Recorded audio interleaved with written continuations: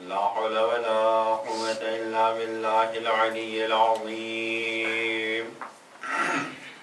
أعوذ بالله من الشيطان اللعين الرجيم. بسم الله الرحمن الرحيم. الحمد لله رب العالمين. الصلاة والسلام والتحية والإكرام على أشرف الأنبياء والمرسلين مولانا ومولا الثقلين جد الحسن والحسين أبي القاسم المصطفى محمد. اللهم صل على محمد وآل محمد. والصلاة والسلام على وصيه ووزيره وصحبه وصاحب لوائه وخليفته مولانا علي بن أبي طالب. اللهم صل على محمد وآل محمد. والصلاة والسلام على أئمة المعصومين خصوصا سيدنا ومولانا بقية الله المنتظر المهدي. اللهم صل على محمد وآل محمد. عجل الله تعالى فرجه الشريف روحي وأرواح العالمين لتراب مقدمه الفداء. بسم الله الرحمن الرحيم. اللهم كن لوليك الحجة ابن الحسن صلواتك عليه وعلى آبائه في هذه الساعة وفي كل ساعة وليا وحافظا وقائدا وناصرا ودليلا وعينا حتى تسكنه أرضك طوعا وتمتعه فيها طويلا.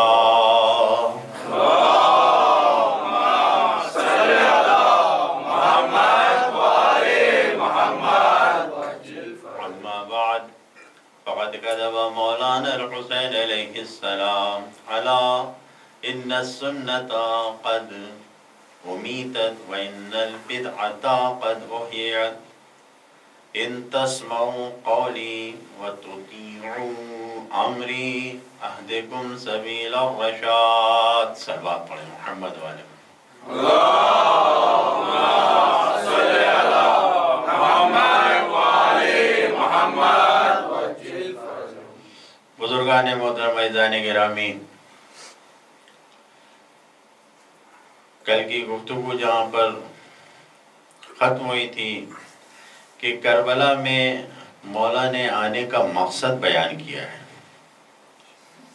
اور وہ مقصد خود مولا نے تحریر کیا ہے، اور یہ ایک ایسا مقصد ہے، جامع مقصد ہے کہ سرکار سید الشہداء نے اپنے زمانے میں اس مقصد کو عروج پر دیکھا ہے. جو وجہیں بتائی گئی ہیں، جو ریزن بتایا گیا ہے، وہ خرابیاں، وہ بربادیاں پائی جا رہی ہیں سماج اور معاشرے میں. وہ جو نبوی سماج تھا اس کو اموی سماج بنایا گیا، وہ جو عدالتی سماج تھا اس کو ظلم کا سماج بنایا گیا. جہاں پر صاحبان ایمان ہوتے تھے ان کو ایمان سے ہٹا کر سب کو منافقت اور کفر کی طرف لے جایا گیا. یہ ساری خرابیاں جب عروج پر ہیں، ایسا نہیں ہے کہ نبی کے بعد یہ معاشرہ بہت اچھا تھا کہ مولا علی نے کچھ نہیں کیا، مولا حسن نے نہیں کچھ کیا اور مولا حسین اچانک کھڑے ہو گئے. نہیں، یہ بربادیاں، یہ ساری کے ساری خرابیاں یہ جو نبی کے زمانے سے شروع ہوئی ہیں، یعنی نبی اس دنیا سے گئے ہیں، یہ خرابیاں شروع ہوئی ہیں. خود جس چیز کو فرما رہے ہیں کہ الا ان السنت قد امیتت، سنت مردہ ہو رہی ہے، مٹائی جا رہی ہے. نبی کی سنت کیا ہے؟ بدعت جگائی جا رہی ہے. سنت اور بدعت آپ کو یقیناً معلوم ہوگا، لیکن قرآن مجید کا یہ اعلان ہے کہ فَذَكِّرْ إِنَّ الذِّكْرَ تَنفَعُ الْمُؤْمِنِينَ، دہراؤ، بار بار دہراؤ، اس لیے کہ دہرانا صاحبان ایمان کو فائدہ پہنچاتا ہے۔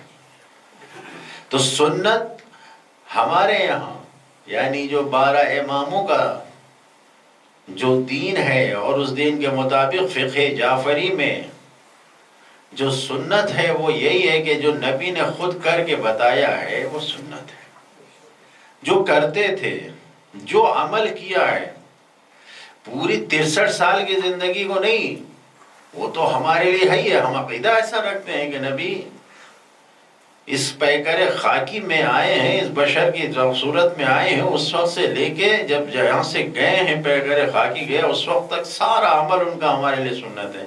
لیکن خود 23 سال کی زندگی جو امامت اور رسالت کو سنبھالنے کے بعد جو لوگوں کے سامنے ظاہر طور پر آ کے بیان کیا ہے، اس ساری زندگی میں جو کچھ آپ نے کیا وہ سنت ہے، اول دن سے لے کے آخر دن تک۔ اور بدعت کیا ہے؟ بدعت یہ ہے کہ ادخال فی الدین ما لیس فی الدین۔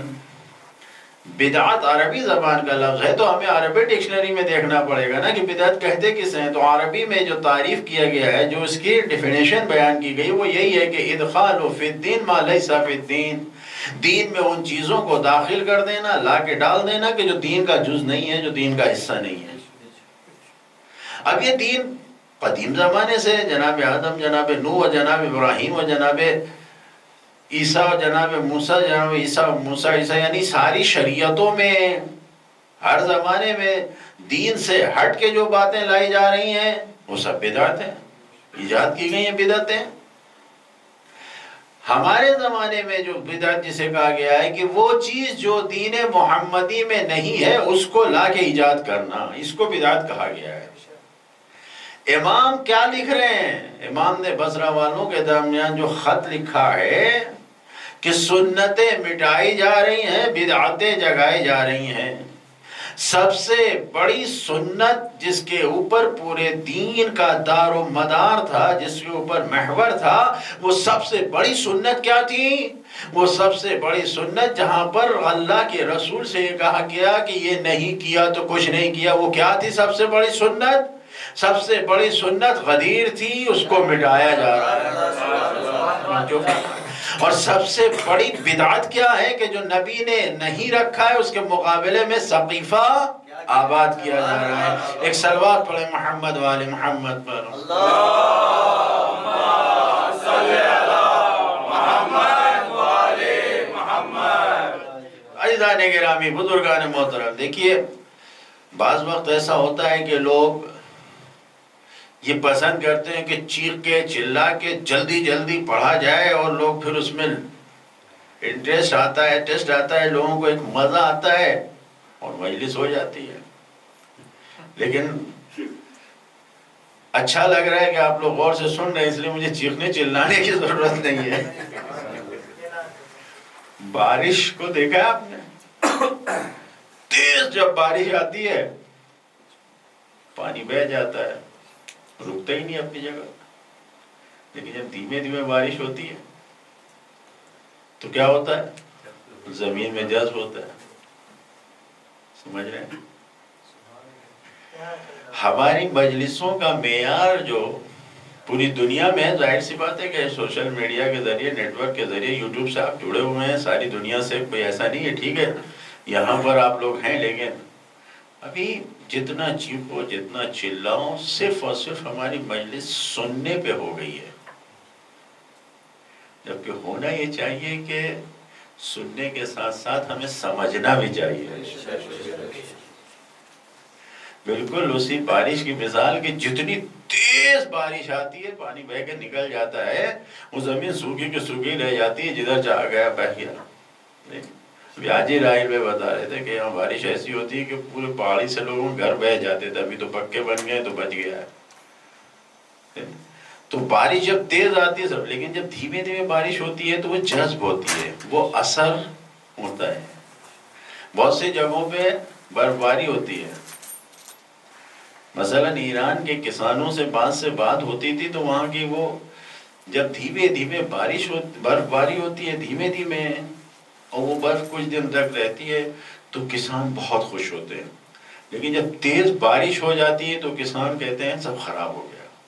جبکہ ہمارے ملک ہندوستان پاکستان میں کیا ہوا، برف باری ہوتی ہے تو ساری کھیتی ختم ہو جاتی ہے، بارش کتنی بھی تیز ہو جائے۔ تو یہ سب سسٹم ہے ہر جگہ کے، کہ جہاں الگ الگ فضا، الگ الگ زمین، وہ سب بیان کیے گئے ہیں۔ ہمارے یہاں بھی مجلسوں کا معیار ابھی صرف اور صرف ایک وقتی لذت ہو کے رہ گئی ہے، جبکہ ہونا کیا چاہیے، تعلیمات اہل بیت ایسی ہونی چاہیے کہ صرف سنے نہیں بلکہ اسے سمجھیں، اور سمجھنے کے بعد عمل کے میدان میں لے آئیں۔ ایک صلوات پڑھیں محمد و آل محمد۔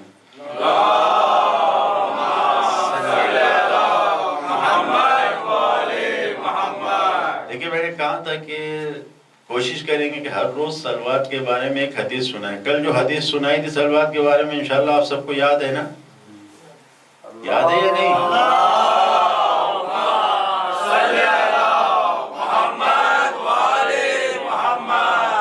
کل جو صلوات کا فائدہ بتایا تھا کوئی یہی کہ دلوں سے نفاق دور ہوتا ہے، ختم ہوتا ہے۔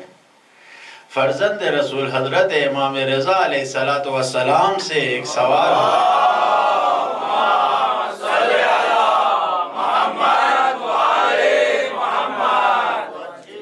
فرزند رسول گناہ ہو جاتا ہے، اور بعض وقت لوگوں سے گناہ ہو جاتا ہے، لوگوں کا حق لے کے گناہ ہو جاتا ہے، توانائی نہیں ہے، طاقت نہیں ہے کہ ہم اس کو ادا کر سکیں، تو کیا کریں؟ تو امام نے فرمایا کہ زیادہ سے زیادہ ہم پر صلوات بھیجو، یہ تمہارے گناہوں کا کفارہ ہے۔ توجہ فرما رہے ہیں؟ تو یہ حدیث آج، کل کی حدیث رسول سے تھی کہ جتنی بلند آواز سے صلوات بھیجو گے دلوں سے نفاق دور ہوگا۔ آج کی حدیث زیادہ سے زیادہ صلوات بھیجو، یہ 8ویں امام نے کہا اس سے تمہارے گناہوں کا کفارہ ادا ہوتا ہے۔ لہذا حدیثوں کو کم سے کم کچھ یاد رکھیے، نہ رکھیے، کم سے کم صلوات کے بارے میں حدیثیں جو بیان ہوں گی اس کو ذہن میں رکھیے، اور روزانہ اس کو دہرائیے، اور بلکہ روزانہ نہیں بلکہ 365 دن تک اس حدیثوں کو ریپیٹ کیجئے، کہ تاکہ ہماری زندگی میں اس کی تاثیر دیکھنے میں آئے۔ ایک صلوات پڑھیں محمد و آل محمد۔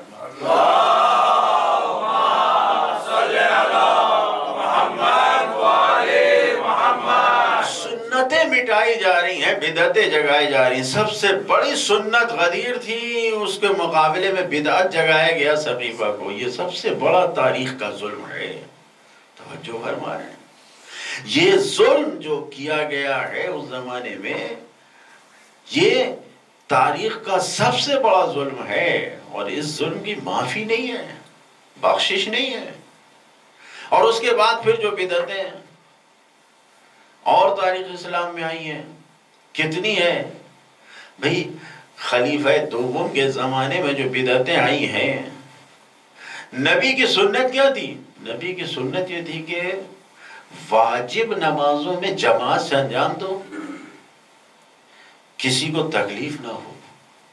سنت جتنی انجام دینا ہو، جہاں انجام دینا ہو انجام دو، جتنی توانائی ہے طاقت ہے انجام دو۔ لیکن بدعت کیا ایجاد کی گئی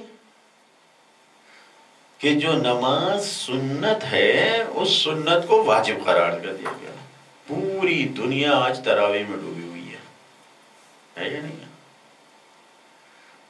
اچھا عجیب بات ہے، آپ لوگ تو یہاں رہتے ہیں، یورپ میں بھی رہنے والے، ہمارے ملک ہندوستان پاکستان میں تو ایسا نہیں ہوتا کہ دن بہت لمبا ہو رات بہت چھوٹی ہو، بہت کم ایسا ہے۔ ہالینڈ ہم گئے تھے ماہ رمضان میں، تو لوگوں نے بتایا، غالباً 2010 میں گئے تھے ہم، تو سب انہوں نے بتایا 4-5 سال پہلے کہ وہاں صاحب اتنا بڑا دن ہوتا تھا، روزہ تو ہم لوگ رکھتے تھے لیکن رات میں بڑا ڈرامہ ہوتا تھا۔ تو ہم نے کیا ہوا، کیا ڈرامہ یہ ہوتا تھا کہ یہ لوگ پریشان ہو جاتے تھے کہ روزہ کب کھولیں، مغرب کب پڑھیں، عشاء کب پڑھیں، تراویح کب پڑھیں، کیونکہ تھوڑی دیر کے بعد شاید 3-3.5 گھنٹے کا کل رات کا یا 4 گھنٹے کا وقت ملتا تھا انہیں۔ سورج ڈوبنے یعنی روزہ کھولنے سے لے کے اور نازانے صبح کے وقت میں صرف 4 گھنٹے یعنی 20 گھنٹے کا 19.5 گھنٹے کا روزہ ہوتا تھا. تو اب یہ پریشان ہوتے تھے. ہم نے کیا ان لوگوں نے؟ تو کہا بہت سے لوگوں نے تو عشاء غائب کر دیا رسمی طور پر باقاعدہ. کس چکر میں؟ تراویح ہو جائے، نماز مغرب پڑھا، فوراً تراویح شروع کیا اور تراویح کے بعد فوراً سحر کھایا اور وہ جو عشاء غائب. کچھ نے کہا نہیں بھائی یہ تو جائز ہے، مسلمان لوگ کرتے ہیں، نماز مغرب عشاء ساتھ میں پڑھ لو. مغرب عشاء شیعوں کی طرح ساتھ میں پڑھ کے پھر تراویح پڑھ کے اپنا. تو کہہ رہے تھے کہ ہم لوگ تو جو کرنا تھا نہ میں کچھ ہوتا، لیکن ہم لوگ ان لوگوں کا مزہ دیکھتے تھے کہ ہر مسجد میں الگ الگ طریقے سے ڈرامہ ہو رہا تھا. پورا مہینہ ماہ رمضان کا ایسے ہی گزر گیا انہی ڈراموں میں. لیکن یہ تو مذاق اور ڈرامے کی بات تھی کہ ہم نے ہنسنے کے لیے آپ سے کہتے ہیں. لیکن یہ بتائیے کہ دیکھیے کتنا بڑا نقصان. واجب 4 رکعت عشاء ہے، یا تو عشاء کو نہیں پڑھا جا رہا ان کے مطابق کیونکہ ساتھ میں ملا کے پڑھیں گے تو ان کی نماز صحیح نہیں ہے، اور اگر کچھ لوگوں نے غائب ہی کر دیا. کس چکر میں؟ ایک بدعت کے چکر میں جو تراویح کی صورت میں دین کا حصہ نہیں ہے. کتنا بڑا نقصان ہوا ہے. توجہ فرمانا ہے. اور یہ صرف تراویح بدعت نہیں ہے، حضرت خلیفہ دوم نے جو بدعتیں ایجاد کی ہیں 150 بدعتیں.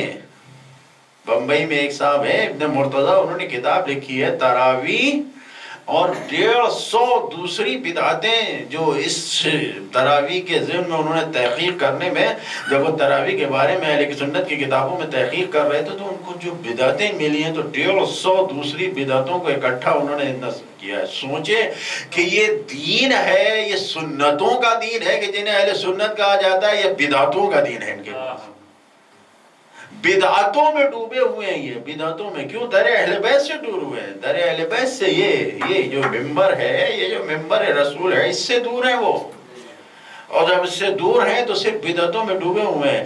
تو اب دنیا کی ساری مشقتیں زحمتیں اٹھانے کے بعد آخرت کیا مل رہی؟ ولایت نہیں ہے.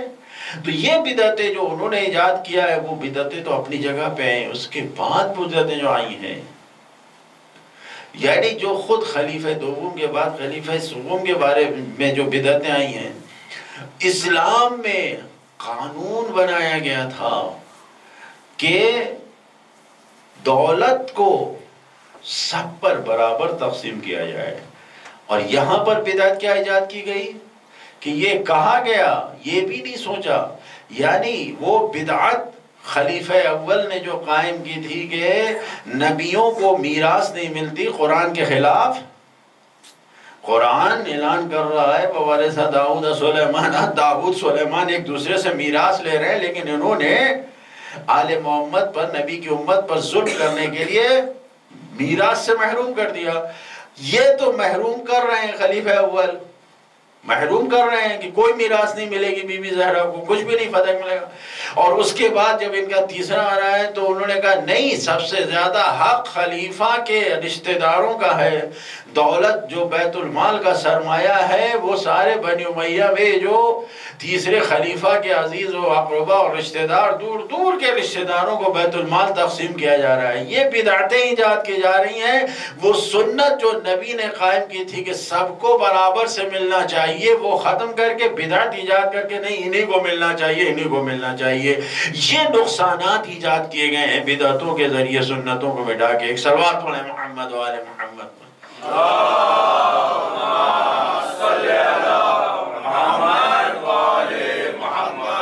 امام بھی یہی کہہ رہے ہیں کہ خود معاویہ نے پوری ایک تاریخ ہے، کتاب لکھی ہوئی ہے کہ کیا کیا ظلم اسلام پر کیا ہے. ایسے نہیں ہے.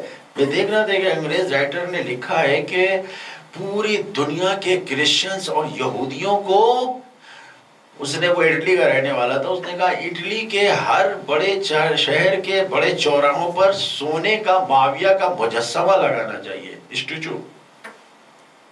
اور پھر اس نے لکھا کیوں؟ مجھ سے اگر پوچھو تو میں بتاؤں کیوں. اس لیے کہ وہ خدمت عیسائیوں اور یہودیوں کو بچانے کے لیے جو معاویہ نے کیا ہے کسی نے نہیں کیا ہے. کیا خدمت ہے؟ سنت یہ ہے کہ نبی کے صحابی پیغمبر کی روایتوں کو بیان کریں. بدعت کیا ایجاد کی؟ حدیث بیان کرنا منع ہے.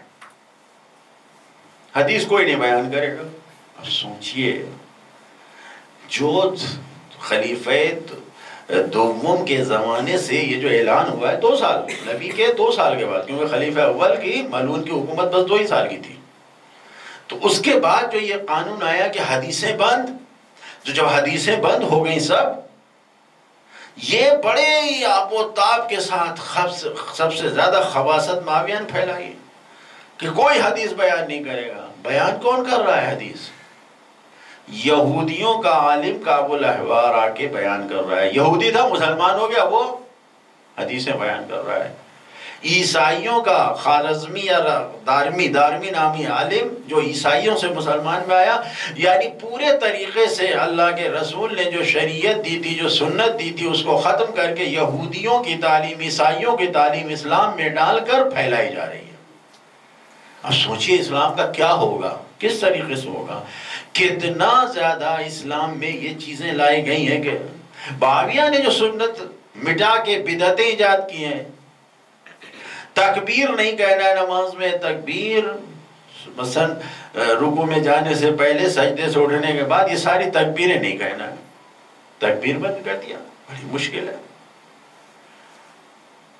یہ عیدیں، نماز عید سے پہلے اذان دلوا دیا. اسلام میں ہے نہیں. الحمدللہ ہم اہل بیت کے جانے والوں کے یہاں سنت نمازوں میں کوئی اذان نہیں ہے. یہ چلا دیا انہوں نے اذان، تکبیر بند کرا دیا. اور یہی نہیں، باقاعدہ طور پر یہ گورنمنٹ کی طرف سے قانون آیا اس وقت کہ اگر کوئی انسان سفر پہ جا رہا ہے تو جمعے کے بدلے وہ 2 دن پہلے بدھ کے دن بھی نماز جمعہ پڑھ سکتا ہے. سرکولر آیا باقاعدہ گورنمنٹ کا، یہ قانون بنا، اسلامی قانون بنایا گیا. یہ سب بدعتیں ہیں. اللہ نے جمعے ہوئے دن کو سید الایام قرار دیا ہے. وہ یہ ساری بدعتیں.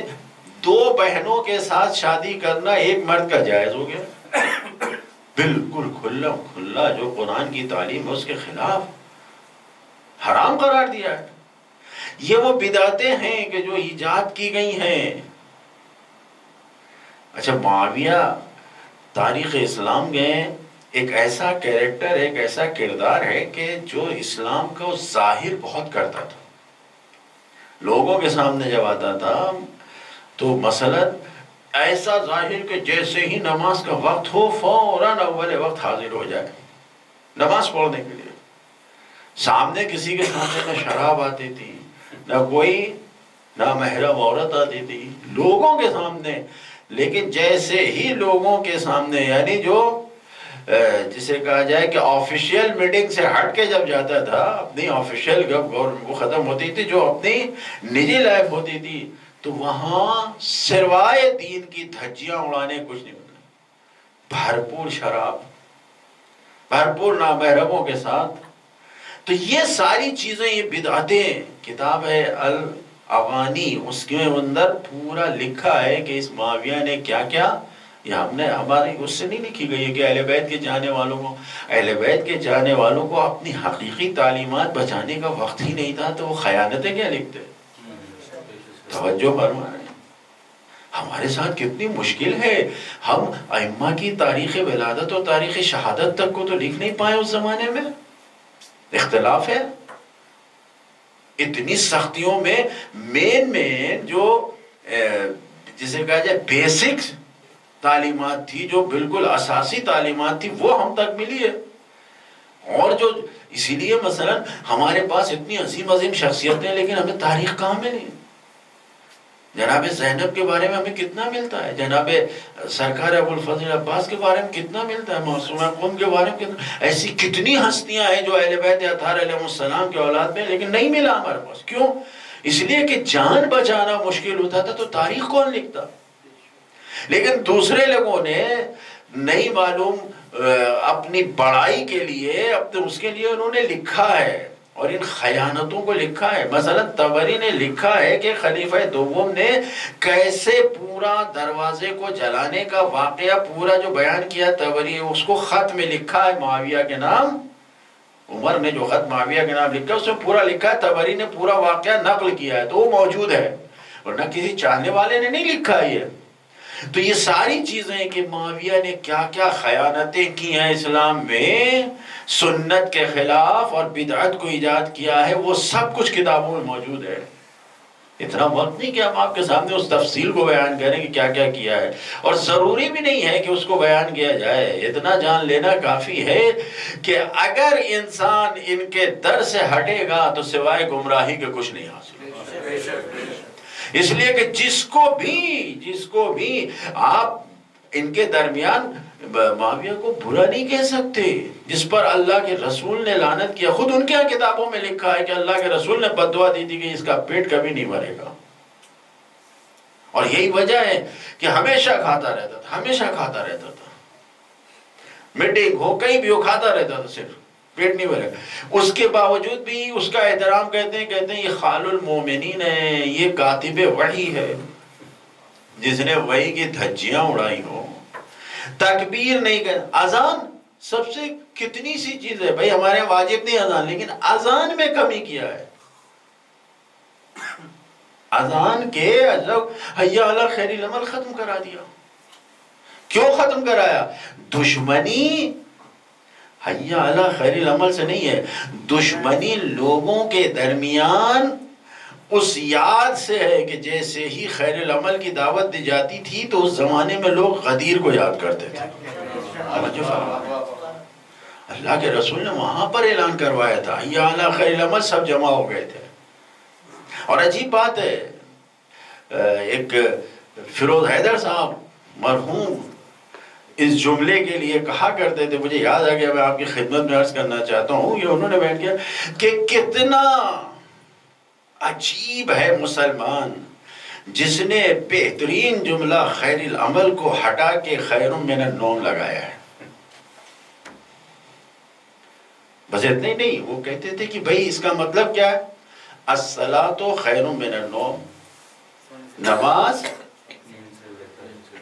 سونے سے بہتر ہے. یعنی آپ سوئیے نہیں صبح میں، نماز پڑھیے، سونے سے بہتر نماز ہے. کوئی انسان جاگ رہا ہے تو پھر سونے سے بہتر ہے، جاگنے سے تو بہتر نہیں نا. الصلاۃ خیر. کوئی انسان ہوٹل میں بیٹھا ہے، کوئی انسان جوا کھیل رہا ہے، کوئی انسان شراب پی رہا ہے، کوئی انسان کچھ بھی کر رہا ہو، صرف سونے سے بہتر نماز ہے. باقی دنیا کے جتنے کام کر رہے ہو نہیں، جو کچھ بھی کرو اس سے بہتر نماز نہیں ہے. لیکن حی علی خیر العمل، خیر عمل یعنی تم کچھ بھی کر رہے ہو، نماز اس سے بہتر ہے. کچھ بھی کر رہے ہو، کتنی بلاغت ہے. اور ظاہر سی بات ہے الہی جز ہے، اس الہی جز کی جگہ پہ شیطانی جز کو لایا جائے گا تو سوائے تباہی اور تباہی کو کچھ حاصل ہوگا. صلوات پڑھیں محمد والے.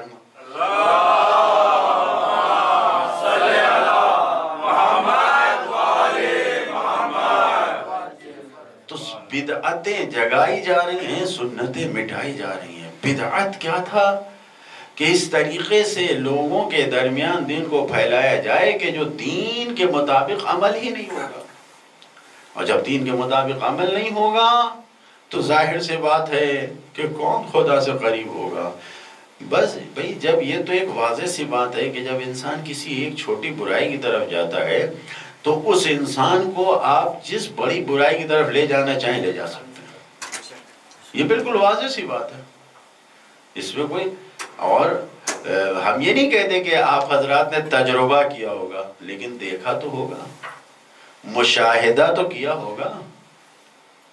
بھئی ہو سکتا ہے تجربہ کرنا ہر انسان کے لیے، کیونکہ ایمان کے خلاف ہے بہت سی چیزوں کا تجربہ کرنا، لیکن دیکھنے کے خلاف تو نہیں ہے. دنیا میں زندگی گزار رہا ہے انسان، جب ہوش و حواس کے بعد بالغ و عاقل ہو گیا تو مثلاً 18-20 سال کی عمر سے لے کے جیسے جیسے عمر ہوئی ہے، یہ تو مولا نے ہم سے کہا ہے کہ ما اکثر العبر واقل الاعتبار. عبرتیں تو بہت زیادہ ہیں لیکن عبرت حاصل کرنے والے کم ہیں.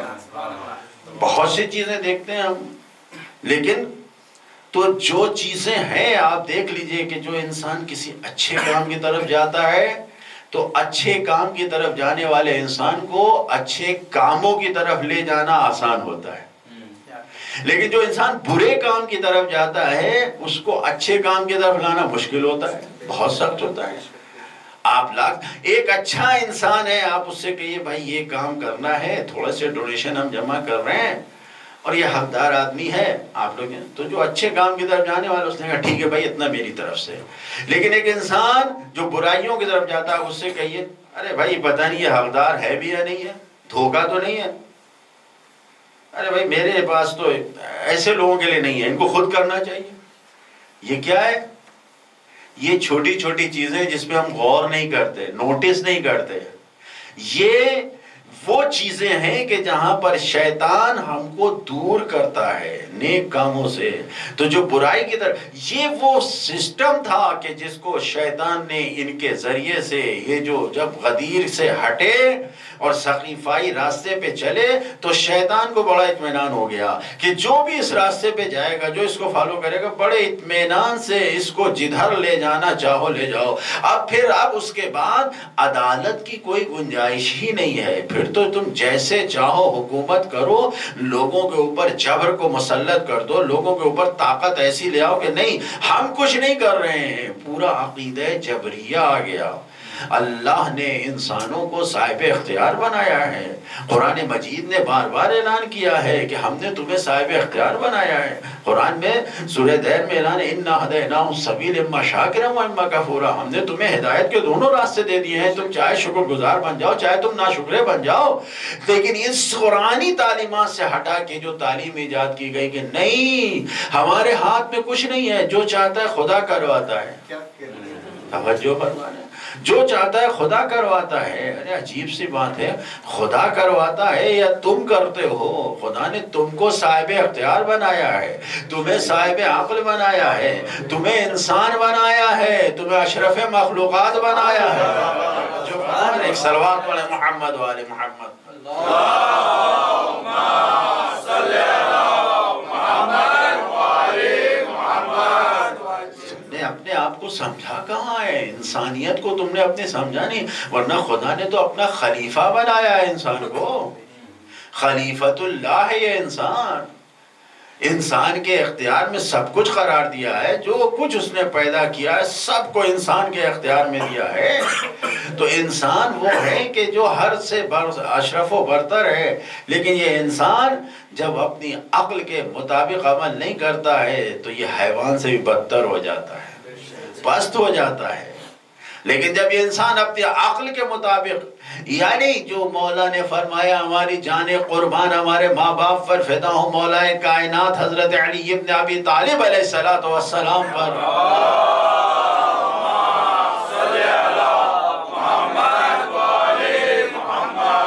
کہ اللہ نے انسان کو عقل بھی دیا ہے، انسان کو شہوت بھی دیا ہے۔ حیوانوں کو صرف شہوت دیا ہے، عقل نہیں دیا ہے۔ فرشتوں کو صرف عقل دیا ہے، شہوت نہیں دیا ہے۔ تو ان کو صرف عقل دیا ہے، وہ صرف اللہ کی عبادت میں مصروف ہیں۔ حیوانوں کو شہوت دیا ہے کہ وہ اپنی خواہشوں کے ذریعے، اپنے چاہتوں کے ذریعے وہ اپنی زندگی کو کامیاب بنائے رہتے ہیں۔ اور لیکن انسانوں کو عقل بھی دیا ہے، شہوت بھی دیا ہے کہ تم اپنے شہوت، اپنی چاہت، اپنے سیکس کے ذریعے زندگی کو آگے بڑھاؤ، لیکن عقل بھی دیا ہے کہ جو جائز طریقہ ہے اس کے طریقے سے آگے بڑھو۔ لیکن یہ انسان نے اپنی عقل کو یہ سوچا کہ ہم تو بڑے کامیاب ہیں، ہم تو بہت بڑے کامیابی کے راستے پر ہیں۔ توجہ فرما رہے ائمہ معصومین نے کہا ہے کہ سب سے بڑا بے وقوف وہ انسان ہے۔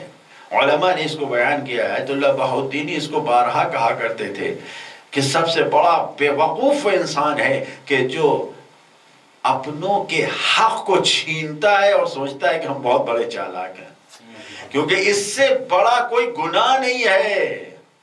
ایک وقت نماز چھوٹے گی خدا معاف کر دے گا، ایک وقت مجلس میں نہیں آئے خدا معاف کر دے گا، امام معاف کر دیں گے، لیکن اگر ہم نے اپنوں کا حق چھین رکھا ہے تو یہ معاف نہیں ہوگا۔ اس سے بڑا کوئی بیوقوف نہیں ہے. خدا نے ہمیں عقل دیا ہے. مولا فرما رہے ہیں کہ تمہیں عقل دی گئی ہے کہ تم اپنے آپ کو اشرف و برتر بناؤ، لیکن انہوں نے عقل کا استعمال نہیں کیا. انہوں نے عقل کو دوسرے نیرنگ اور فریب کاری اور دھوکے بازی میں استعمال کر کے لوگوں کے درمیان ایک ایسا عقیدہ پھیلایا کہ ہم تو مجبور ہیں، ہمارے اختیار میں کچھ نہیں ہے. خدا نے ہم کو گدی پہ بیٹھایا ہے تو ہم حکومت کر رہے ہیں. خدا ہمارے ہاتھوں سے تم کو دے رہا ہے تو ہم دلوا رہے ہیں. ہم مجبور ہیں، ہمیں کچھ نہیں ہے. خدا چاہے گا تو ہم تمہارے ساتھ عدالت کریں گے، خدا چاہے گا تو ہم تمہارے اوپر ظلم کریں گے. یہ وہ عقیدہ ہے کہ جو شیطانی نظریہ ہے، جبر کا نظریہ ہے. یہ اہل بیت اطہار علیہ السلام نے ہمیں نہیں دیا ہے. اہل بیت اطہار علیہ السلام نے تو ہمیں اختیار کا تعلیم دیا ہے، مختار بنایا ہے کہ تم ہمارے در پہ آؤ تو اگر تمہارے دل میں ذرا سی محبت ہوگی تو ہم تمہیں آزاد بنا دیں گے. ایک صلوات پڑھیں محمد و آل محمد پر. اللہم صلی علی محمد و آل محمد. ہم تمہیں آزاد بنا دیں گے، تمہارا نام ہی تمہیں آزاد بنا دے گا. توجہ فرمائیں، یہ وہ جگہ ہے کہ جہاں پر آؤ تو پورا لشکر لے کے حسین کو روکا، پورا لشکر لے کے. ایک جملہ سید الشہداء نے فرمایا جس وقت حر نے آ کے لجام فرس پہ ہاتھ ڈالی، یعنی گھوڑے کی لگام پکڑ کے کہا آپ کو اس سے آگے نہیں بڑھنا ہے، تو مولا نے ایک جملہ کہا سکلت امک یا حر، تیری ماں تیرے ماتم میں بیٹھے.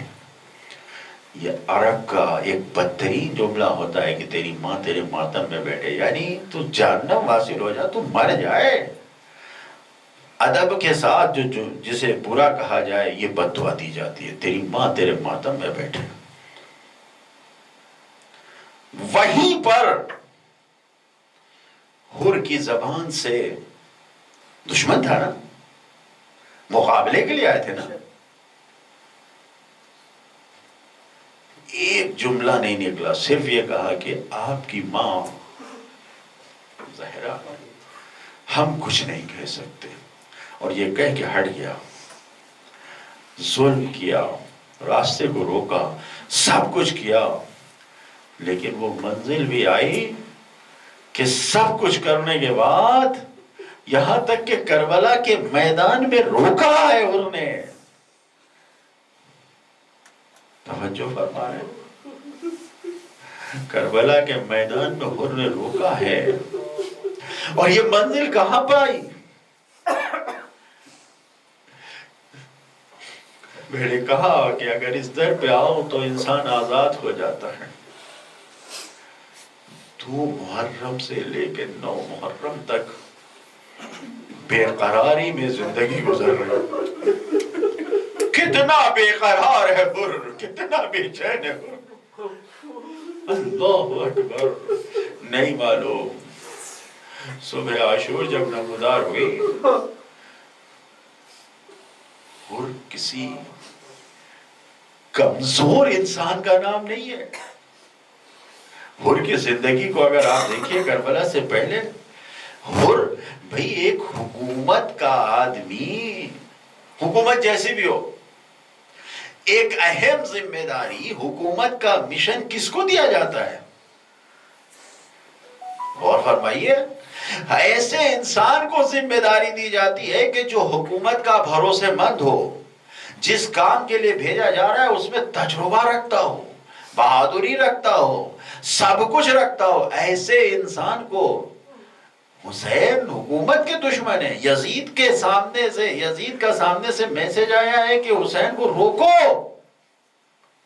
ایسے انسان کو بھیجا ہے ابن زیاد نے کہ تم جاؤ. یعنی اس وقت کے یزیدی حکومت کا کتنا بھروسے مند، کتنا عام انسان نہیں تھا. یزید بہت بڑے قبیلے کا سردار تھا، ریاحی قبیلہ، بہت بڑا قبیلہ تھا.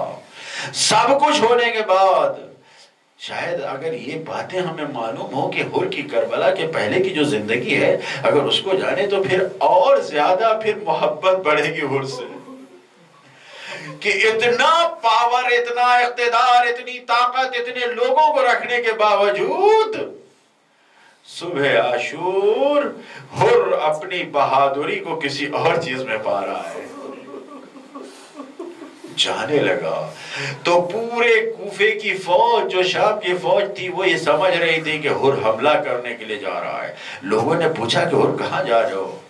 کہا کہ جنت و جہنم کے درمیان اپنے آپ کو پا رہا ہوں، جنت کی طرف جا رہا ہوں. لوگ یہ سمجھے کہ یہ حملہ کر کے جنت کی طرف جانا چاہتا ہے. ایسی ویسی تبلیغات، ایسے پروپیگنڈے تھے وہاں پر کہ سب حسین کو ظالم سمجھ رہے تھے اور حسین کے مقابلے میں ان کو مظلوم. اللہ اکبر. ایسے میں حر جس وقت آنے لگا، حر کا بھائی بھی ساتھ ہو لیا، ہمیں کہاں چھوڑے دے، حر کا غلام بھی ساتھ ہو لیا، بیٹا بھی ساتھ ہو. ایک چھوٹا سا لشکر ہے جو ان کے حر کے پیچھے پیچھے چل رہا ہے. حر گھوڑے پہ بیٹھے ہوئے جا رہے ہیں. جب دیکھا خیمہ حسین کے قریب پہنچے تو اپنے کو پیچھے گرا تھا. عزادارو، یہ کیا ہے؟ یہ کچھ اور نہیں ہے، یہ صرف زہرا کا احترام ہے جس نے حر کو اس منزل پر پہنچایا. ارے جس نے حر کو حر علیہ السلام بنا دیا. عزادارو، جس وقت حر کربلا میں حسین کے سامنے پہنچے تو اتنا شرمندہ کہ اپنے آپ کو حسین کے قدموں پہ گرایا، لیکن وہ مولا حسین قدموں پہ گرنے نہ دیا. حر کو بلند کیا، گلے سے لگایا، لیکن گلے سے لگایا حر نے حسین کے آنکھوں پہ نہ دیکھا.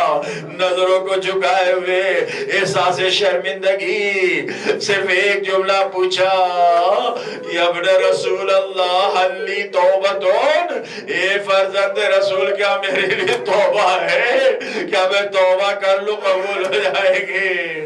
عزادارو، میرے مولا نے یہ نہیں کہا کہ کیا ہوگا، صرف ایک جملہ کہا کہ اللہ اور رسول تم سے راضی ہے، اے حر تمہاری توبہ قبول. اور اس کے بعد حر گردن کو جھکائے بیٹھے ہوئے کہا، مولا اگر اجازت ہو تو میں ان بیویوں سے کچھ کہنا چاہتا ہوں. خیمے کے قریب جا کے حر نے زمین پہ اپنے آپ کو گرا دیا، آواز دیا، اے بیویاں، ارے مجھے معاف کر دیجئے. بیویوں نے آواز دی، حر حسین نے تمہیں معاف کر دیا. کہا نہیں نہیں، ارے آپ نہیں معاف کریں گے تو یہ بتائیے کہ کل اگر حسین کی ماں نے مجھ سے پوچھا، اے حر ہماری بچیوں کو تم نے کربلا کے میدان میں تنہا چھوڑ دیا، اللہ جناب زینب کا پیغام ذرا آگے دیا، حر تمہیں بیویوں نے معاف کیا اور یہ فرمایا کہ ہمارے پاس کچھ نہیں ہے کہ ہم اپنے مہمان کی مہمان نوازی کر سکے.